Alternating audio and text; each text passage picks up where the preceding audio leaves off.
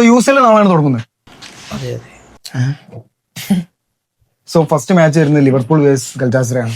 4 മാച്ചാണ് total വരുന്നത്. മറ്റു മാച്ചുകൾ എന്തൊക്കെയാണ് കുറിച്ച് പറയൂ.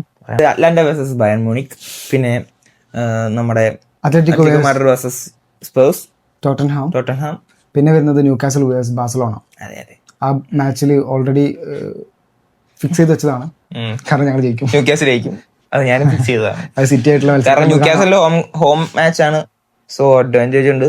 പക്ഷെ ന്യൂകാസലിന്റെ കഴിഞ്ഞ മത്സരങ്ങൾ വെച്ച് നോക്കുകയാണെങ്കിൽ ബാഴ്സനെ സംബന്ധിച്ച് അവരൊരു ടീമല്ല. അല്ലല്ല, പറ്റിയായിട്ടാണ് ഇവർക്ക് മത്സരം വരുന്നത്. ആ മത്സരം കാരണം പറ്റി ചില ലീവ് എടുത്തിട്ടുണ്ട്. എംബാപ്പയൊക്കെ ലീവ് എടുത്ത് നിൽക്കുകയാണ്. ആ കാര്യങ്ങൾ ഇവിടെ പറയേണ്ട കാര്യമില്ല. റയൽ മാഡ്രിഡിലേക്ക് പുള്ളി കളി കാണാൻ വരുന്നുണ്ട്, പ്ലേയിങ് കയറിയിട്ടുണ്ട്. അങ്ങനെ കളി കാണാനല്ല, കളിക്കാനാണ്. മാഡ്രിഡിന്റെ ഇപ്പോഴത്തെ അവസ്ഥ എല്ലാവർക്കും അറിയാം. ഇവിടുത്തെ കുട്ടികൾക്കും വലിയവർക്കും എല്ലാവർക്കും അറിയുന്ന ഒരു കഥയാണത്. ഇത് പലപ്പോഴും പല രീതിയിലും എല്ലാവരും പറയാറുള്ള കാര്യം. പലപ്പോഴും പറഞ്ഞല്ലോ, കഴിഞ്ഞ ഡിസംബറിൽ വരെ നോക്കുകയാണെങ്കിൽ മാഡ്രിഡിനെ അടിച്ചതാണ് സിറ്റി. അത് ഇവിടുത്തെ മാഡ്രിഡ് ഫാനൊക്കെ മറന്നുപോയതാണ്. കാരണം അവർക്ക് തോൽവി ഒരു ഓർത്ത് നിൽക്കാറില്ല.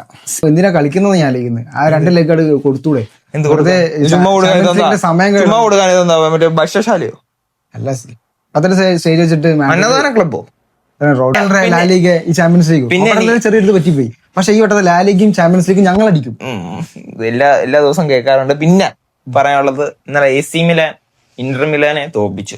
കാരണം already Inter Milan table toppers ആണ്. 1-0 തോൽപ്പിച്ചത്. അതെ, 67 പോയിന്റോടുകൂടി ഇന്റർ മിലാൻ 1ാം സ്ഥാനത്തും 60 പോയിന്റോടുകൂടി AC മിലാൻ 2ാം സ്ഥാനത്തുമാണ്. 7 പോയിന്റ്സ് ആണ് ഡിഫറൻസ്. സോ 7 പോയിന്റ്സ് നല്ല ഡിഫറൻസ് ആണ് അല്ലേ? അതുണ്ട്, കാരണം ഇവര് ലാലിഗയിലെ അവസ്ഥ അറിയാലോ. അതുപോലെ തന്നെ ഇവിടെ എന്ത് ചെയ്യാനാ. പക്ഷേ തോപ്പിച്ചു, AC മിലാൻ തോപ്പിച്ചേ. അല്ല, ഞങ്ങൾ പറഞ്ഞപ്പോ ലാലിഗത്തെ കാര്യം ഞാൻ പെട്ടെന്ന് പറഞ്ഞത്. കാരണം ലാലിഗയിൽ ഞങ്ങൾക്ക് 67 പോയിന്റ് ഉണ്ടല്ലോ. ഫ്രീസിയോ കുറച്ച് റിപ്പോർട്ട് ചെയ്തിട്ടാണ്. ഇത് പണ്ടത്തെ കാര്യമാണ്, 2020-23 ഉള്ള കാര്യങ്ങളാണ്. മെസ്സി ഒരിക്കലും തിരിച്ചു വരുന്നില്ല. കാരണം ലപ്പോട്ടൊക്കെ അത് വേണ്ടാന്നൊക്കെയാണ് പറയുന്നത്. കാരണം 2023 മെസ്സിനെ ഓൾമോസ്റ്റ് കരാറ് തിരിച്ച് ബാഴ്സലോണയിലേക്ക് വിളിക്കാൻ താല്പര്യമുണ്ടായിരുന്നു. ഏകദേശം മെസ്സിക്കും താല്പര്യമുണ്ടായിരുന്നു. ഏകദേശം കോൺട്രാക്ട് ഓൾമോസ്റ്റ് അടുത്തതാണ്. പക്ഷെ ലപ്പോട്ട് അത് വേണ്ടാന്ന് പറഞ്ഞു ഒഴിവാക്കി. പക്ഷെ ഈ ഒരു ഇലക്ഷന്റെ ടൈം, ബാസൽ ഇലക്ഷൻ നടക്കുന്ന ഒരു ടൈമാണ്, ഇലക്ഷൻ നടക്കാനുള്ള ടൈം. ഇപ്പൊ പറയാൻ പറ്റിയ കൃത്യ ചാൻസ് ആണ്, കാരണം കുത്തിപ്പൊക്കലാണ്. പിന്നെ എനിക്ക് പറയാനുള്ളത്, ഇന്നലെ ഇന്ത്യ വേൾഡ് കപ്പ് അടിച്ചു. നമ്മൾ എപ്പോഴും പുറത്തെ കാര്യങ്ങളാണ് പറയുന്നത്, ഇന്ത്യയുടെ കാര്യങ്ങൾ കുറച്ച് പറയണ്ടേ.